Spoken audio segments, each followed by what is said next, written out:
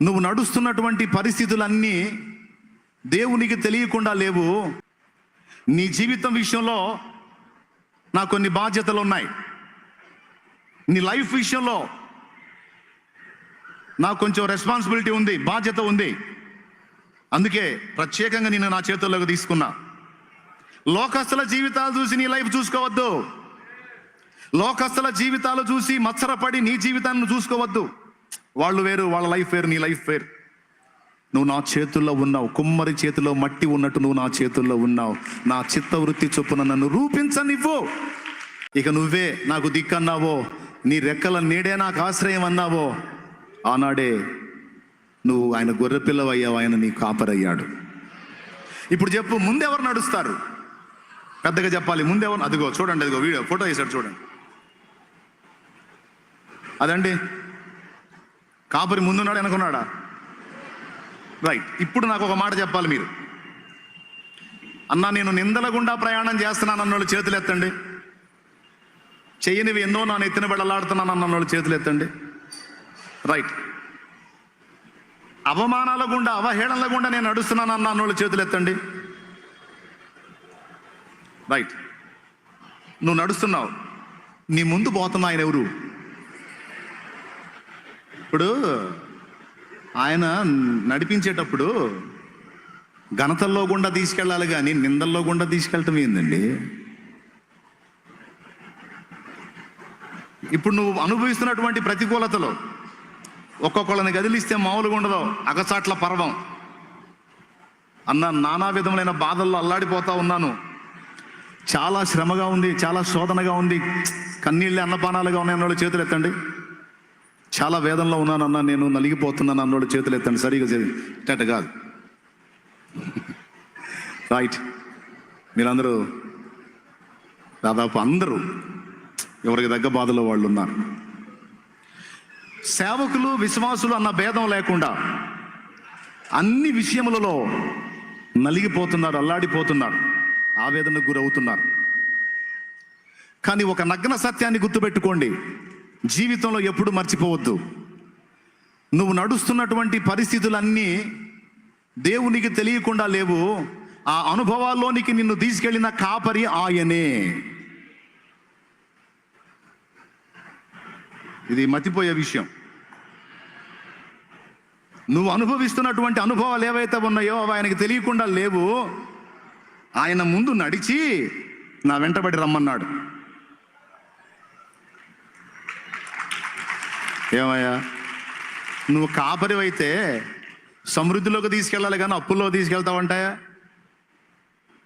నువ్వు కాపరివైతే కమ్మని పచ్చిక బయళ్లలో కమ్మని మేత పెట్టినట్టు ఎప్పుడు సమృద్ధి ఉండాలి కానీ లేమి, కొరత, కొదువ, దరిద్రత, కరువు అనే వాటిలో తీసుకెళ్తావంటాయా?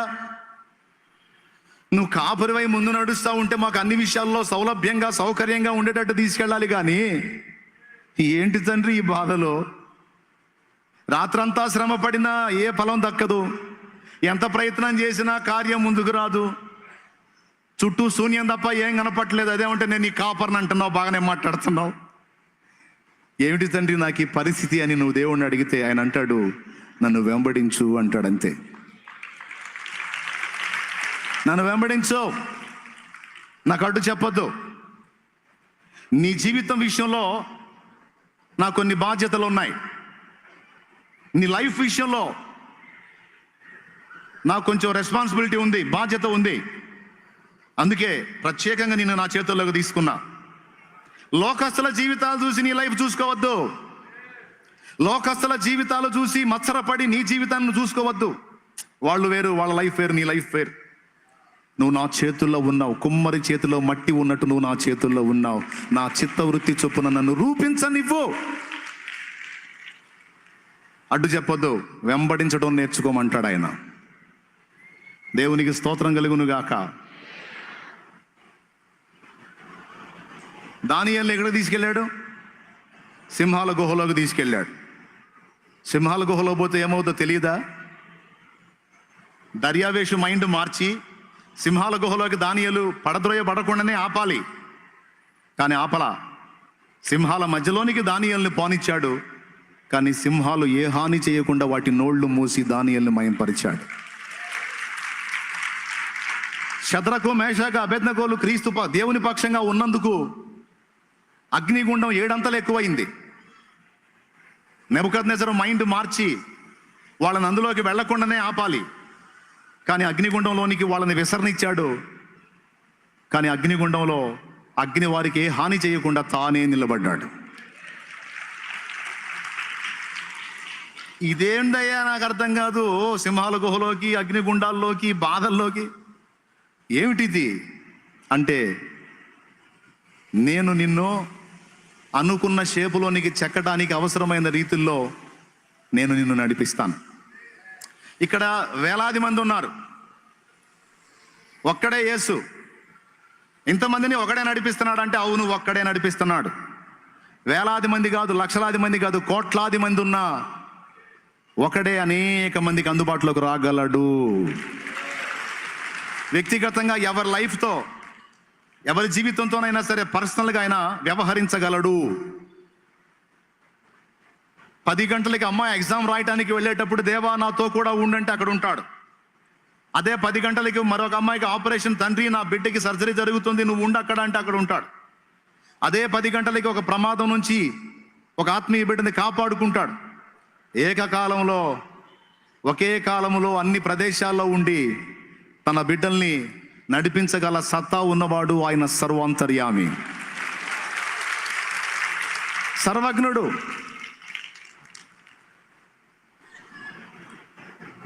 వీళ్ళ గొప్పతనం ఏంటి, సంఘం గొప్పతనం ఏంటంటే, వీళ్ళు అనుభవాల కీర్తన నేర్చుకోవటమే కాదు, వీళ్ళు భూమి మీద ఉండగానే గొర్రెపిల్లని వెంబడించిన వాళ్ళట. ఆయన కాపరి, వీళ్ళు గొర్రెల వలె ఆయన వెంటబడి వెళ్ళారు. కొంతమంది గొర్రెలు మేకలైపోతాయి. కాపరి ఈ మేకలకు ఇష్టం వచ్చినట్టుగా చేయకపోతే మేకలు సొంత దారి చూసుకుంటాయి. సొంత దారి చూసుకుంటే ఈ కాపరి సరైన కాపరి కాదు, అక్కడ ఎత్తు మీద చాలా చిగుళ్ళు మంచి మంచి మేతలు ఉంటే అడ్డుపోకుండా ఇటు తీసుకెళ్తాడు ఏందని కొన్ని మేకలు ఉంటాయి.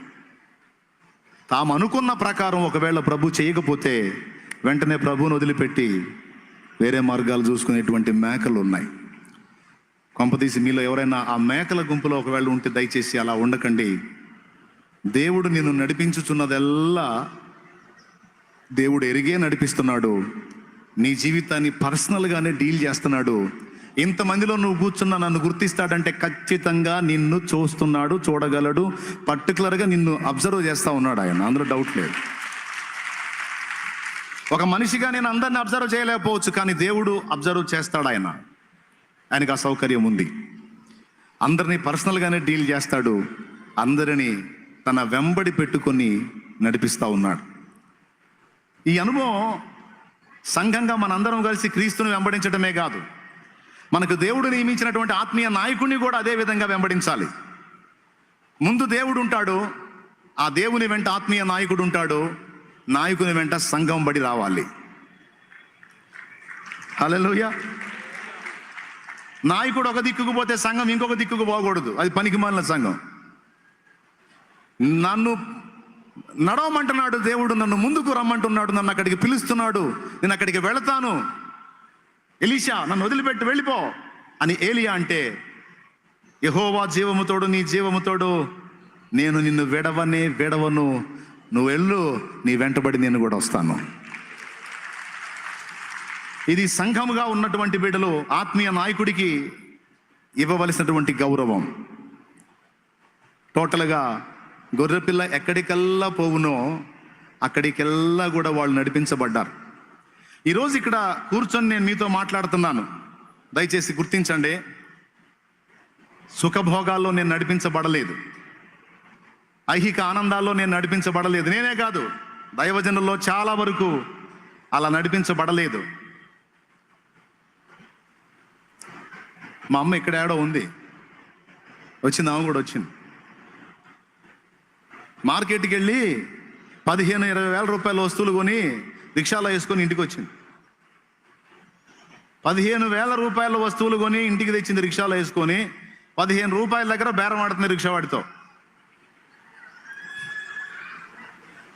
15 రూపాయల దగ్గర కరెక్ట్ టయానికి నేను వచ్చా. అతను అంటాడు, అమ్మో అదంతా మెరక, ఎంత మెరక, ఈ సామాన్లన్నీ వేసి కూర్చున్నావు, లాగలేక సచ్చా, 15 ఇస్తే పోతా లేకపోతే లేదు అన్నాడు అతను. ఏంది 15? నేను చెట్ల కత్తనయ్యింది.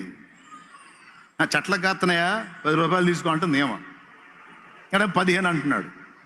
కరెక్ట్గా నేను అది సన్నివేశం విన్నా. నేను పోయే దగ్గరికి, అమ్మా ఎప్పుడన్నా రిక్షా దొక్కావే నువ్వు అన్నా. నేను ఎందుకు ఆ మాట అన్నా నాకు అర్థమైపోయింది. ఎప్పుడన్నా రిక్షా దొక్కావే నువ్వు? తొక్కకపోతే అది టీవీలో కనపడుతుంది చూడండి. దేవునికి స్తోత్రం కలుగును గాక. హల్లెలూయా. నేను అడిగా, ఎప్పుడన్నా రిక్షా దొక్కావు నువ్వు? తొక్కకపోతే కాదు, తొక్కితే అర్థమైంది. నేను తొక్కా. ఆ తొక్కితే ఎలా ఉంటుందో నాకు తెలుసు. ఇన్ని బస్తాలు వేసి, ఇంత సామాన్ వేసి, అప్పనంగా నువ్వు కూర్చొని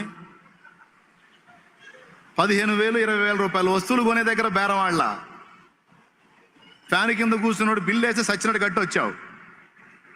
ఇక్కడేమో పాప రిక్షావాడు నోరు లేనోడని, కూలివాడని బేరాలు ఆడుతున్నావా? ఇవ్వు 15 కాదు 20 ఇవ్వు. ఎందుకంటే ఆ బాధ ఏందో నాకు రైట్. నాదేమో అనుభవ జ్ఞానం. ఆ తొక్కితే ఎలా ఉంటుందో, కాళ్ళు ఎలా లాగుతాయో, ఊపిరితిత్తులు ఎలా బిగబట్టాలో, గుండె ఎంత వేగంగా కొట్టుకుంటుందో నాకు తెలుసు. అందులో బరువు వేసుకొని లాగితే ఎంత భయానకంగా ఉంటుందో నాకు తెలుసు. అది అనుభవం. ఆ అనుభవ జ్ఞానం నాకు వచ్చింది కాబట్టి కూలి వాని కష్టాన్ని గుర్తుపట్టి వానికి తగిన విధంగా ఇవ్వగలిగాను. లేకపోతే ఆ అనుభవం నాకు లేకపోతే మా అమ్మకు సపోర్ట్గా పోయి నేను కూడా వాదించి పాపం 10 రూపాయలు తీసుకొని పోని గద్దించి వాడిని పంపివేసేవాడినేమో. ఇప్పుడు చెప్పండి, అనుభవ జ్ఞానం అవసరమా కాదా? ఎవరికి అవసరం? నాకా మీకా? మనకి. బాలుని హృదయంలో మూఢత్వం స్వాభావికంగా పుట్టును, శిక్షాదండము దాన్ని తోలివేయుననుంది వాక్యంలో.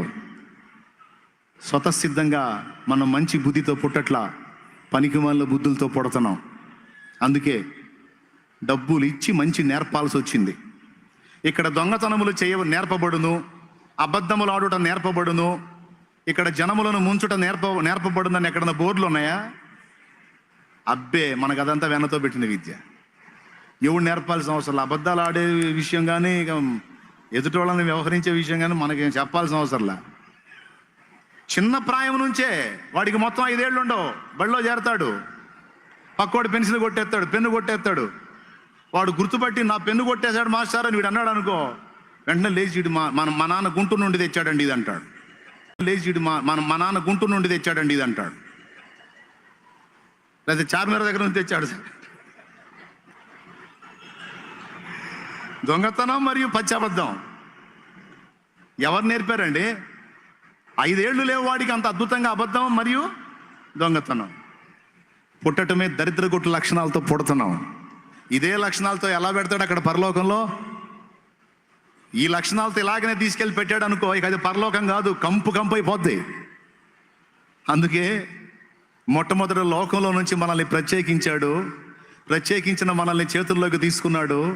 చేతుల్లోకి తీసుకున్న మనల్ని కాపరి అయ్యి అనేక రకాల పరిస్థితులు గుండా నడిపించి మనలో పేరుకుపోయిన తుప్పు, దుమ్ము, ధూళి, డస్ట్ మొత్తాన్ని దొళ్ళగొట్టి మనల్ని నూతన పరుస్తా ఉన్నాడు దినదినం. నా పరలోకపు తండ్రి, నా మంచి కుమ్మరి, నా పరలోకపు తండ్రి, నా మంచి కుమ్మరి, నీకిష్టమైన పాత్రను చేయ నన్ను విసిరేయక సారెపై ఉంచావా. నీకిష్టమైన పాత్రను చేయ నన్ను విసిరేయక సారెపై ఉంచావా. జ్యోతిర్మయుడా, నా ప్రాణ ప్రియుడా, స్తుతి మహిమలు నీకే. నా ఆత్మలో అనుక్షణం, నా ఆత్మలో అనుక్షణం, నా అతిశయము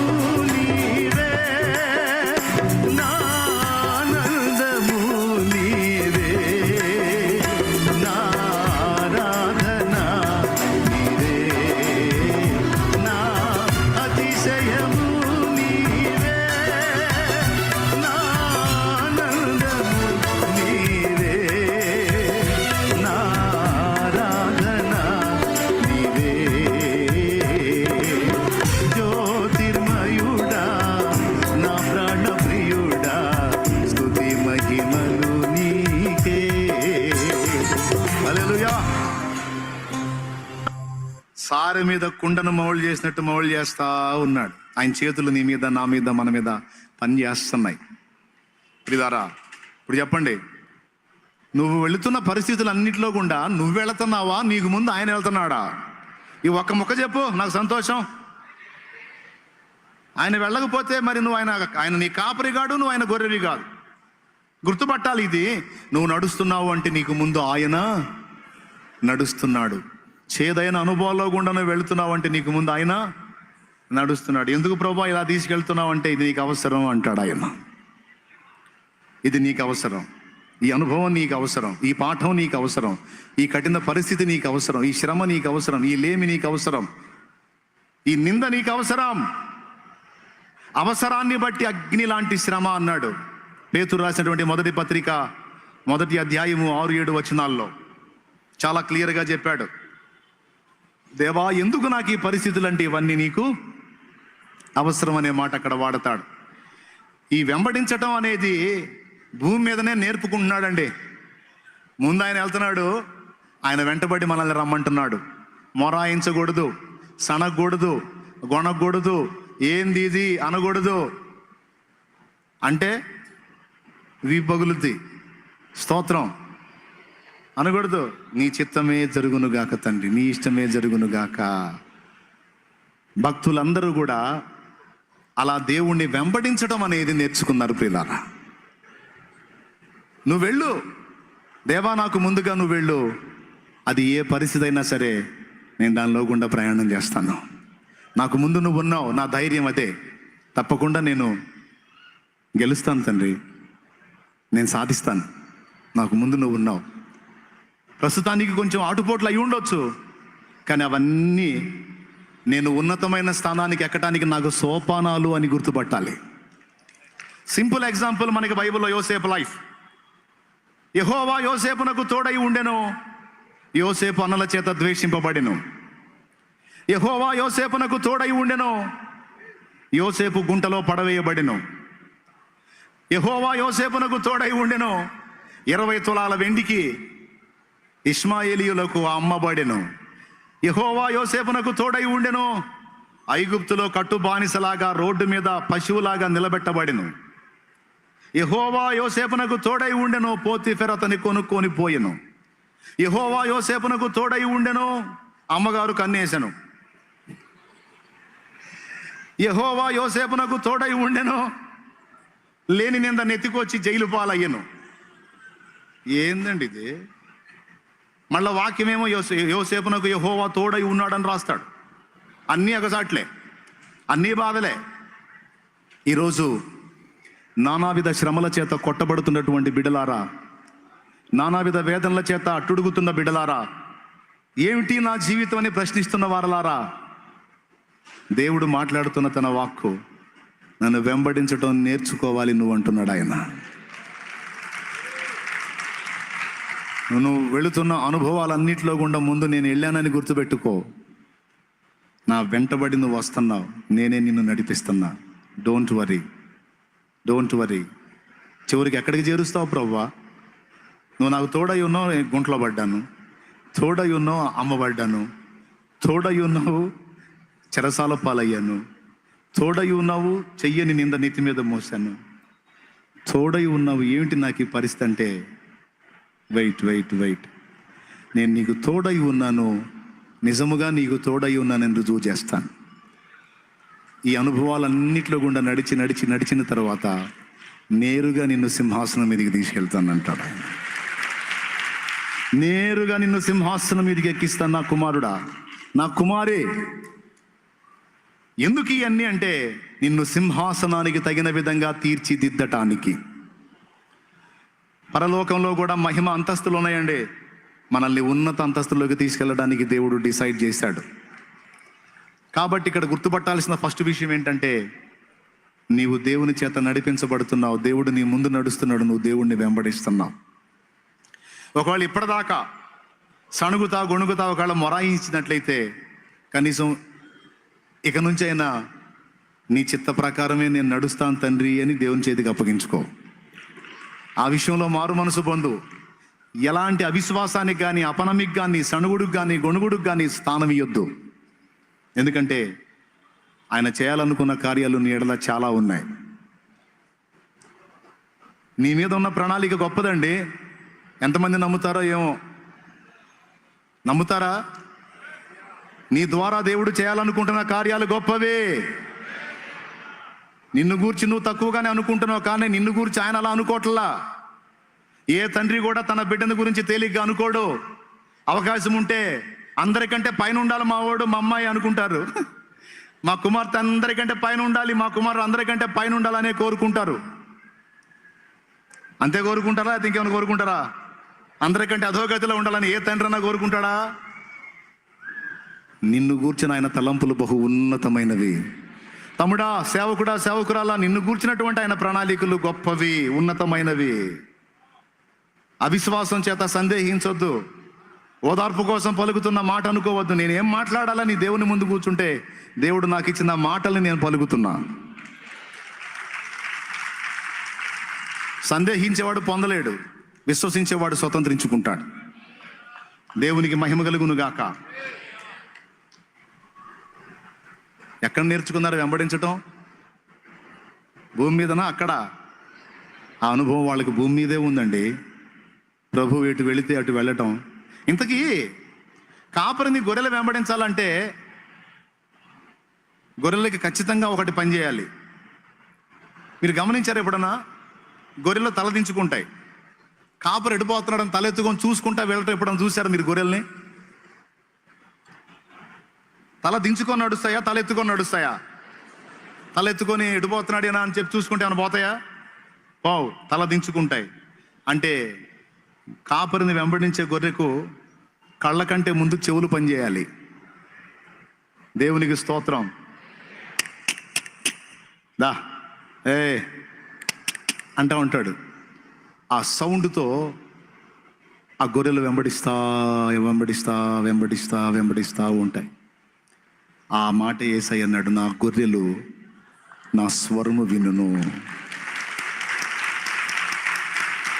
నా గొర్రెలు నా స్వరము వింటాయి. ఈరోజు ఇంతమందిగా ఇక్కడ మీరు కూర్చున్నారు. ప్రతిదినం దేవుని స్వరం విని దేవుని చేత నడిపించబడుతున్న అనుభవాల్లో ఎంతమంది ఉన్నారు? కొన్ని రకాల పరిస్థితుల్లో గుండా పోతున్నారు. నీ ముందు దేవుడు వెళ్తున్నాడు, భయం లేదు. కానీ మొరాయించకుండా ఆయన వెంబడించడానికి ఆయన స్వరం ఎంతమంది వింటున్నారు? ఖచ్చితంగా ప్రతిదినం మనం ఆయన స్వరం వినే అలవాటుని సాధన చేయాలి. కాపరి ఎటు వెళ్తున్నాడు?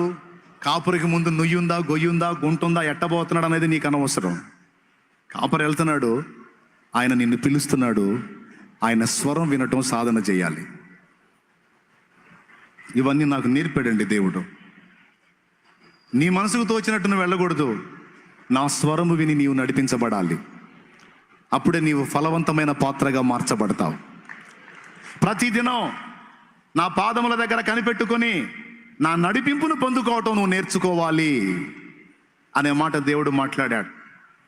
అప్పుడు మాత్రమే ఆ దినమంతా నీకు అర్థవంతంగా ఖర్చు అవుతుంది. నా పాదాల దగ్గర కూర్చొని నా నడిపింపును పొందకపోతే ఆ డే నీకు వేస్ట్ అయిపోయింది. ప్రతిదినం నా పాదాల చెంత నా గడప దగ్గర కాచుకొని నా స్వరము వినే అనుభవం నా బిడ్డలందరూ సాధన చేయాలి అంటాడు ఆయన. కాపరిని వెంబడించాలి. వెంబడించాలి అంటే కాపరి స్వరం వినాలి. దేవుడు మాట్లాడే విధానాలు ఎంతమందికి తెలుసు? చాలామందికి తెలుసు. మీ అందరికీ అనుభవం ఉంది. దర్శనం ద్వారా మాట్లాడతాడు, స్వప్నం ద్వారా మాట్లాడతాడు, వాక్యం వినడం ద్వారా మాట్లాడతాడు, వాక్యం చదవడం ద్వారా మాట్లాడతాడు, ప్రవచనం ద్వారా మాట్లాడతాడు, దైవజనుడు వాక్యం చెబుతున్నప్పుడు మాట్లాడతాడు. ఏమండి, పరిస్థితుల ద్వారా దేవుడు మాట్లాడతాడు. రకరకాలుగా దేవుడు మనతో మాట్లాడినటువంటి అనుభవాలు బైబిల్ గ్రంథంలో చాలా వ్రాయబడ్డాయి. దేవుడు ఎలా మాట్లాడతాడో తెలుసుకొని ప్రతిదినం ఆయన స్వరాన్ని విని వెంబడించేటువంటి గొర్రె పిల్లలంగా మనం ఉంటే రేపు ఆ గొర్రె పిల్ల ఎక్కడికెల్లా పోవును అక్కడికెల్లా మనం నడిపించబడతామట. రైట్? ఎంతమంది ధైర్యం తెచ్చుకున్నారండి?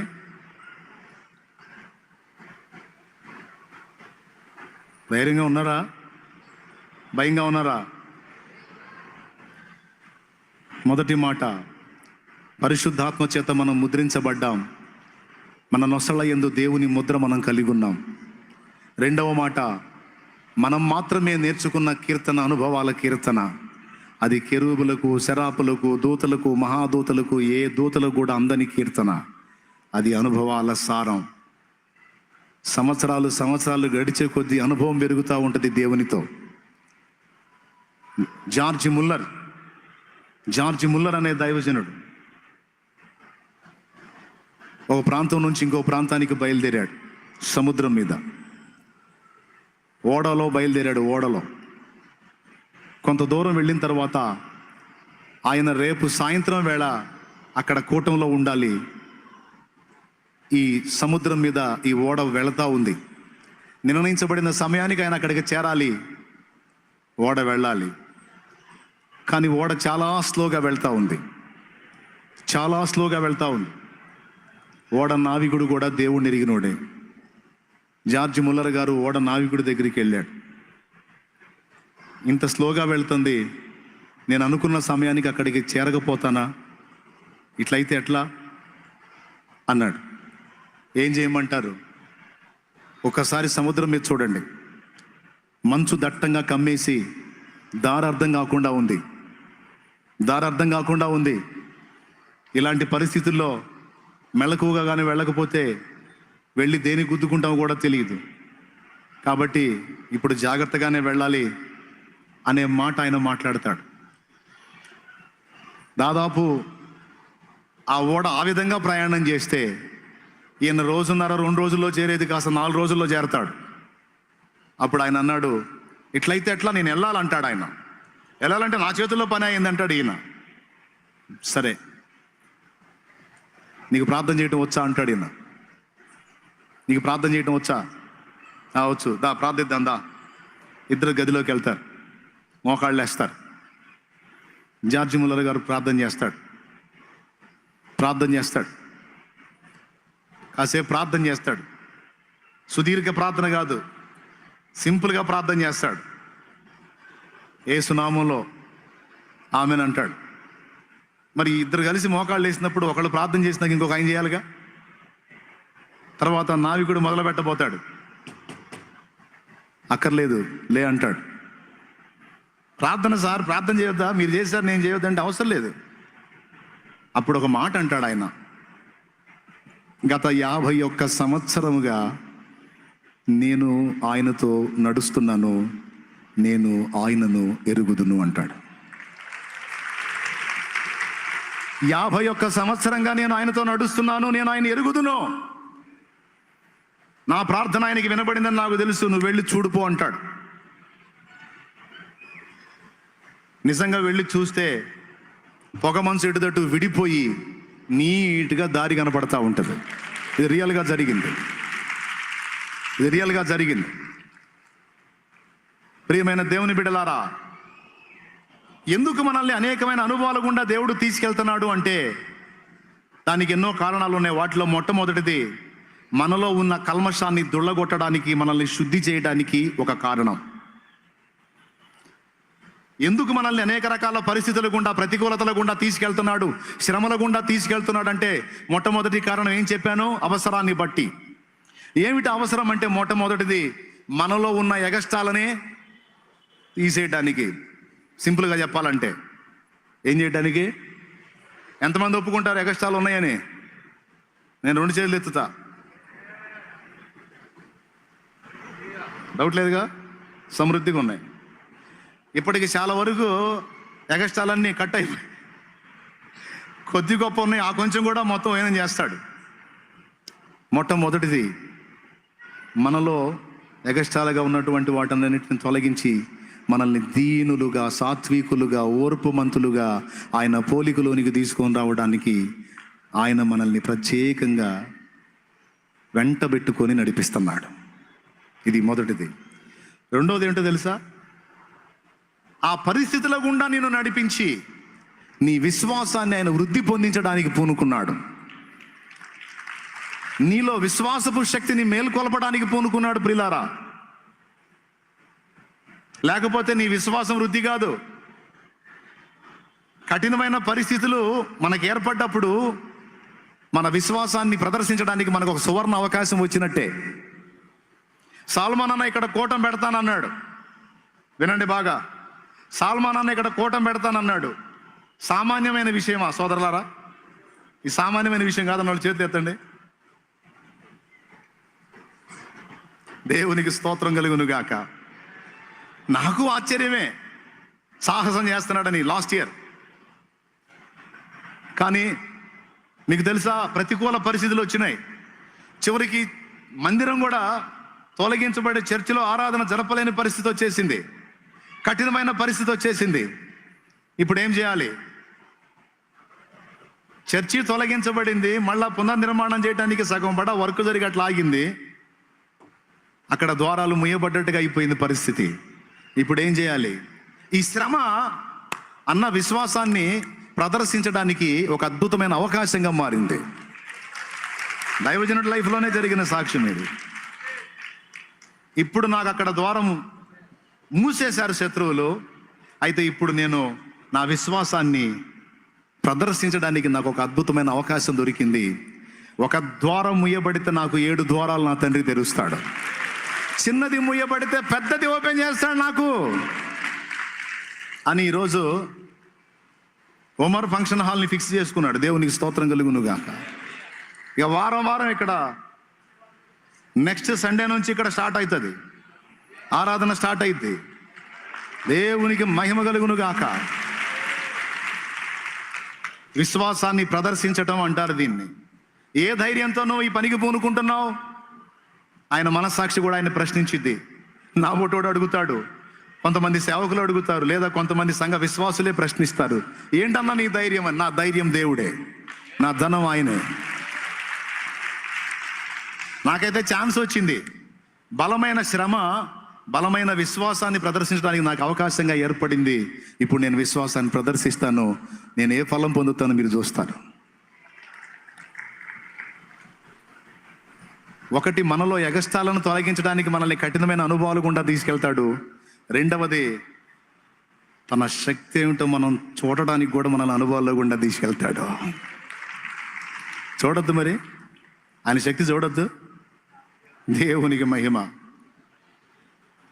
2006వ సంవత్సరం కొత్తగా పరిచర్య మొదలుపెట్టా. 2007 తెల్లారితే 31st నైటు ఆ ఉన్న 40-50 మంది ఆనందంగా హల్లెలూయా స్తోత్రాలు చెప్పుకుంటూ ఆరాధన చేసుకుంటున్నాం. 31st నైటు గుట్టగుట్లాడే ఒక ఆమెను తీసుకొచ్చారు మందిరంలోకి. గుట్టగుట్లాడుతుంది. అద్దీల్లో వాళ్ళు ఉండేది, వాళ్ళ ఇంట్లో పోయిద్దేమని మందిరంలో తెచ్చారు. మందిరంలో పోతే ప్రాబ్లం ఉంటుంది కదా అని. సరే, ఆమె చూసినప్పుడు డౌట్ వచ్చింది నాకు. దాదాపు ఫైనల్ స్టేజ్లో ఉంది. అయ్యా, ఇంకా సేపటికి ఆరాధన స్టార్ట్ అయింది. అందరూ సంతోషంగా దేవుని మయంపరుచుకొని, వాక్యాన్ని విని, వాగ్దానాలు తీసుకొని సంతోషంగా దేవుని మయంపరుచుకునేటువంటి టైం వస్తుంది. ఈలోపు అక్కడ ఉన్నోడు సైగ చేశాడు. ఆ కొద్దిపాటి సంఘంలో, ఆ కొద్దిపాటి పాకలో ఉన్న జనాల మధ్యలో పండుకోబెట్టారు ఆమెని. సగం ప్రార్థన అయినాక సైగ చేశాడు అక్కడ కూర్చున్నాడు పోయిందని. ఇప్పుడు ఎట్లుంటుందండి? కొత్తగా మొదలు పెట్టాం పరిచర్య, ఫలానా చర్చిలో ఒక ఆమె పోయిందంటే ఏమంటారు? నేను కూడా పోను, నేను పోతే నేను పోతానేమో. బ్యాడ్ టాకింగ్ వెళ్ళింది కదా. ఇక నాకు టెన్షన్ స్టార్ట్ అయింది, గందరగోళం అయిపోయింది నా పని. అయితే ఆ గొప్ప సమస్య, గొప్ప విశ్వాసాన్ని ప్రదర్శించడానికి అవకాశంగా నాకు దొరికింది. ఇంకేం మాట్లాడలా, అర్జెంటుగా ఆమెను బయటికి తీసుకెళ్ళండి అని అనలా. అర్జెంటుగా ఆమెను బయటికి తీసుకెళ్ళండి అనలా. అందరూ మోకాళ్ళు వేయండి ప్రార్థన చేద్దామని మోకాళ్ళు వేసాం. మీరు నమ్మండి నమ్మకపోండి, గట్టిగా 20 నిమిషాలు కాస్త అటు ఇటుగా ప్రార్థన చేశాం. చెయ్యండి ప్రార్థన, ఆమె పోయిందంటే పరిచర్య ఆగిపోయింది, చెయ్యండి ఆమె బతకాలని ప్రార్థన చేయండి అని కేకలేసాను నేను. ఇక వాళ్ళు ప్రభువా అని మొదలుపెట్టారు, గందరగోళంగా ప్రార్థన చేయటం మొదలుపెట్టారు. 15 నుంచి 20 నిమిషాల ప్రార్థన జరిగింది. కళ్ళు తెరిచి చూసి అతనికి వెళ్ళి మళ్ళా సైగ చేశాడు. ఏమన్నా తెలుసా? కళ్ళు తెరిసిందండి. చచ్చిపోయిన మనిషి బతికింది.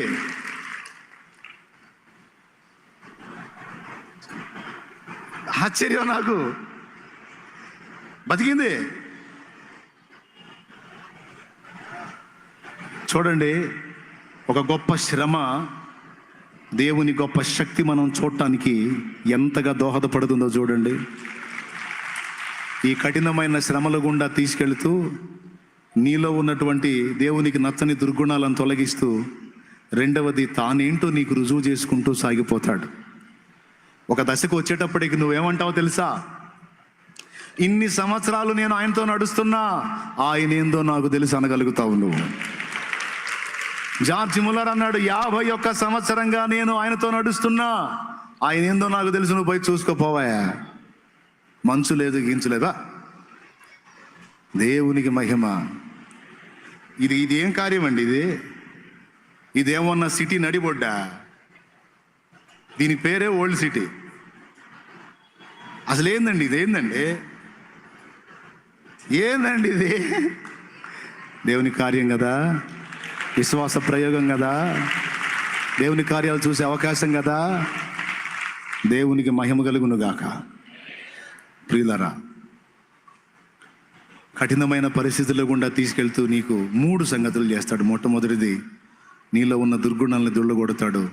రెండవది, విశ్వాసాన్ని వృద్ధి పొందిస్తాడు. మూడవది, తన శక్తి ఏంటో ముందు నువ్వు రుచి చూసేటట్టు చేస్తాడు. ఆయన శక్తి ఏంటో నీకు అలవాటు కావాలి. ఈరోజు అలా ఒక్కొక్క కార్యం చూసుకుంటా దేవునితో నడుస్తా. కొంత అనుభవాన్ని ఇప్పటికే నేర్చుకున్న వాళ్ళు మీలో ఉన్నారు. ఎంతమంది ఉన్నారు? చేతులు ఎత్తండి. నాకు తెలుసు ఆయన శక్తి. ఎలా తెలుసు? నడిచావు, కొన్ని మైళ్ళు ప్రయాణం చేశావు. ఒక్కసారిగా నీకు చూపించలా ఆయన ప్రభావాన్ని. క్రమక్రమముగా నీ విశ్వాసాన్ని వృద్ధి పొందించుకుంటూ వచ్చాడు. దేవునికి స్తోత్రం కలుగును గాక. గొలియాతు మీదికి దావీదు వెళ్ళక మునుపు, సింహం మీదికి, ఎలుగుబంటి మీదికి వెళ్ళే దగ్గర దావీదుకు ఆ పరిస్థితి రప్పించి విశ్వాసాన్ని నేర్పుకున్నాడండి దేవుడు. గొలియాతు మీదికి వెళ్ళక ముందు అడవిలో సింహం ఎదురొచ్చేటట్టు చేశాడు, దాని నోటి నుంచి కాపాడాడు, విశ్వాసం బలపడింది. ఎలుగుబంటి ఎదుర్కొనేటట్టు చేశాడు, దాని నోటి నుంచి కాపాడాడు, విశ్వాసం బలపడింది. ఎట్లా తయారయ్యాడంటే, 6 మూరల జానుడు దగ్గర 11 అడుగులున్న గొలియాతును చూసి, జీవము గల దేవుని సైన్యమును తిరస్కరించడానికి సున్నతి లేని ఫిలిస్తీయునికి ఎంత ధైర్యం అంటున్నాడు. అంటే అంత పొడుగోడు, అందరికీ దడ పుట్టించినోడు. దావీదుకు మాత్రం లెక్క కూడా లేదు. ఎందుకంటే ఆల్రెడీ విశ్వాసాన్ని నేర్చుకున్నాడు దావీదు. హల్లెలూయా, నేర్చుకున్నాడు. కానీ దావీదు అన్నలకు అనుభవం లేదు. దావీదు అన్నలో ఎలుగుబంటిని ఎదుర్కొన్న అనుభవం లేదు, సింహాన్ని ఎదుర్కొన్న అనుభవం లేదు. అందుకే గొలియాతును చూసి వాళ్ళు కూడా కూర్చున్నారు. తీరా దావీదు పోయి ఫుడ్ ఇచ్చి వాళ్ళకి కనపడితే పెద్దన్న అంటాడు, యుద్ధము చూచుటకే కదరా నువ్వు వచ్చింది అంటాడు. ఏదో చేసినట్టు. ఏం చేశాడు? యుద్ధము చూచుటకే కదా నీవు వచ్చింది. చూచుటకు కాదు నాయన, చేయుటకు వచ్చాడు. ప్రియులారా, విశ్వాసాన్ని నేర్పుతాడండి దేవుడు. నేర్పుకుంటాడు తన బిడ్డలకి క్రమక్రమంగా. 3 కార్యాలను మనలో నెరవేర్చడం కోసమే దేవుడు ఈ పరిస్థితుల గుండా. నంబర్ 1, నంబర్ 2, నంబర్ 3, ఆయన శక్తి నీకు నాకు రుచి చూపించడానికి కఠిన పరిస్థితుల గుండా తీసుకెళ్తాడు ఆయన. ఇదంతా భూమి మీద తమ గొర్రెలన్నిటిని కూడా ప్రభు వెంట పెట్టుకొని నడిపిస్తూ నేర్పుకుంటున్నటువంటి అనుభవ పాఠాలు ఇవన్నీ కూడా. ప్రియులారా, ఇంకా చెప్పడానికి చాలా సమయము పట్టింది. ముందే నాకు 9:30లో ముగిద్దామనే సిగ్నల్ వచ్చింది. దేవుని చిత్తం అయితే మిగతా సంగతి రేపు చెప్తాలే. మీలో కొంతమంది వెళ్ళాల్సినటువంటి పరిస్థితుల్లో ఉంటారు కదా. ఓకేనా? ఇక నేను ప్రార్థన చేసి ముగిస్తాను. అంటే 9:45 అవుతుంది. మాకేం ప్రాబ్లం లేదంటే తర్వాత విషయాలు కొనసాగిస్తా. కష్టమైద్ది, మీరు మళ్ళీ దూరం వెళ్ళాలి, మీకు ఇంట్రెస్ట్ ఉంటే రేపు రాండి, చక్కగా మళ్ళా అందులో నుంచే దేవుని చిత్తం అయితే దేవుడు మాట్లాడతాడు. మెట్టుకి కొన్ని సంగతులు మనం ఈరోజు ఆ వచనాల్లోంచి నేర్చుకున్నాం. ఇంకా విలువైన పాఠాలు ఉన్నాయి. ప్రభు చిత్తం అయితే రేపు నేర్చుకుందాం. ఎందుకంటే నాకు ఓకే, నా కారు ఉంది, నేను వెళ్ళిపోతా. మీరు ఆటోలకి బస్సులకి ప్రయాణం చేస్తూ వెళ్ళాలి. మెట్టుకి విషయాలు దృష్టిలో పెట్టుకొని కృంగుబాటులో నుంచి బయటికి రండి, నిరాశ నిస్పృహల్లోంచి బయటికి రండి. దేవుడు నీ చేతిని పట్టుకొని ఉన్నాడని నమ్మండి. దేవుడే నీకు ముందు కాపరిగా ఉండి నడిపిస్తున్నాడని నమ్మండి. అధైర్యాన్ని వేడండి, విశ్వాసాన్ని నేర్చుకోండి. దేవుని శక్తిని నువ్వు రుచి చూడటం కాదు, లోకానికి కూడా రుచి చూపించే స్థాయికి నువ్వు నేను మనం ఎదగాలి ప్రియులారా. ఈరోజు మనందరినీ ఆ విధంగా తయారు చేయడానికి దేవుడు సంకల్పించాడు. మనల్ని ముద్రించుకున్నాడు, ప్రథమ ఫలముగా మనల్ని లేవనెత్తాడు. అంతేకాదు, ఎవ్వరూ నేర్చుకొనజాలని కీర్తనను మనకు నేర్పిస్తున్నాడు. భూమి మీదనే ఆయన వెంబడించడం మనకి సాధన చేస్తున్నాడు. ఇక్కడ వెంబడించడం నేర్చుకుంటే రేపు ఆయన వెంట అక్కడ నడుస్తాం. ఇక్కడ వెంబడించడాన్ని మనం నేర్చుకోకపోతే అక్కడ రేపు ఆయన వెంట ఉండం. కాబట్టి దేవుడు మనల్ని ప్రేమించి ఇక్కడే మనకి ఆయన వెంబడించడం నేర్పుతున్నాడు. అది నేర్చుకుందాం. కృప మనందరికీ తోడై ఉండును గాక. ఆమేన్. నాకు అసంతృప్తిగానే ఉంది. పరిస్థితిని బట్టి, మిమ్మల్ని బట్టి నేను వదిలేయాల్సి వస్తుంది, లేకపోతే మాట్లాడేవాడిని. ఒక్కసారి అలా మోకాళ్ళ మీదకి వస్తారా? ప్రార్థన చేద్దాం. దేవుడు నిన్ను ముద్రించుకున్నాడు. క్రీస్తు రక్తంలో కడగబడి పరిశుద్ధపరచబడిన నిన్ను ఆయన ముద్రించుకున్నాడు. నువ్వు నేర్చుకునే కీర్తన అనుభవాల కీర్తన. నీకు నాకు ఉన్న అనుభవాలు దేవదూతలకు లేవు, లోకస్తులకి అంతకన్నా లేవు. లోకస్తులు ఆస్తులు అంతస్తులు సంపాదించుకోవచ్చు, వాళ్ళకి ఏది కొదువు లేకుండా లైఫ్ని జల్సాగా గడుపుతుండొచ్చు నీ కళ్ళ ముందు. కానీ నువ్వు వేరు, వాళ్ళు వేరు. రేపటి రోజున గొర్రెపిల్ల పక్క నుండి నువ్వు కీర్తన పాడుతున్న కీర్తన ఎవ్వరికి రాదు. నీది అనుభవాల సారం. ఆశ్చర్యకరునితో నడిచిన అనుభవం నీది, వెంబడించిన అనుభవం నీది. నువ్వు దేవుని గొర్రె పిల్లవు. ఈరోజు నిన్ను నడిపిస్తున్నవాడు కాపరి ఆయనే. నీ జీవితాన్ని ఆయన చేతికి అప్పచెప్పుకున్నావు కదా.